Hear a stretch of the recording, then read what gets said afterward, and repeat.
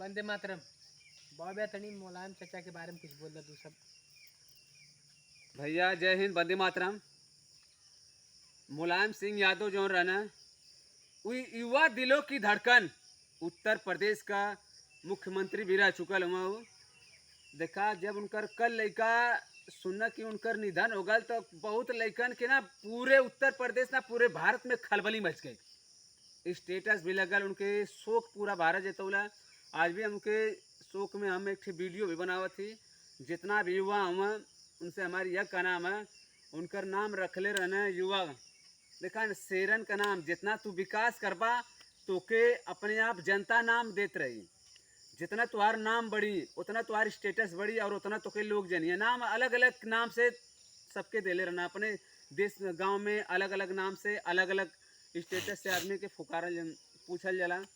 धरती पुत्र मुलायम गाजीपुर जिंदाबाद, यह उनकर स्टेटस रहा। उनके पूरा युवा उनकर फैन हुआ। नेता बने के वक्त मुलायम जैसन बना ए बदे कि अंदर का हर आदमी के एक स्टेटस होला। काम बढ़िया करबा तो लोग तो के अपने दिल में बसा लिया। हर आदमी यह सोचेला कि हमार लड़का कुछ करे। अगर तो कोनो काम करे को तो दुनिया के रुला के चल जा। ऐसा काम करा कि तोहरो हम स्टेटस लगाए, हम तोहरो वीडियो बनाए। हम काहे बदे वीडियो बनाइला, हम लड़कन के उत्साहित करीला कि ये वीडियो हमार देखा और अच्छा अच्छा चीज़ से उनमें से निकाल के अपने पे यूज करा।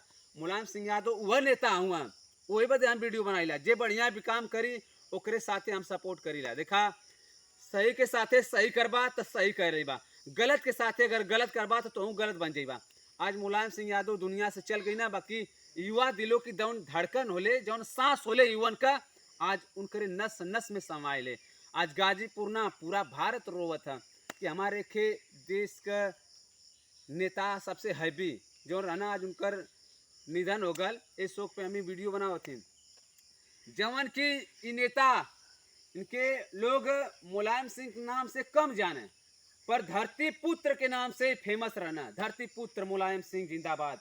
और जौन भी इंडिया के बाहर भी कुछ ऐसा न हुआ जहाँ की कंट्री भी हुआ, मुलायम सिंह यादव के जाने ले कि बहुत तगड़ा नेता हुआ। अपने देश बदे कुछ करा, आने वाला समय में तोहर पीढ़ी तोरे जैसन बने। काम बढ़िया करबा तो तोहर पीढ़ी भी तो के याद करी। अगर गलत काम करबा तो तोहर पीढ़ी भी कोनो गलत अथवा में जाए। हम कहते कि युवा जितना भी हुआ, अगर जेकर हम स्टेटस लगाइला, जेकर मंजा स्टेटस लगावल जला वो बढ़िया काम कैले है तो हम अपन ऐसा हम काम करी ना कि हमरो के स्टेटस लगावे। अपने स्टेटस पे भी ध्यान दा, दूसरे के स्टेटस उठौला तुरंत लगा देला तो कोनो बढ़िया काम करा, तोरो स्टेटस बने के चाहिए।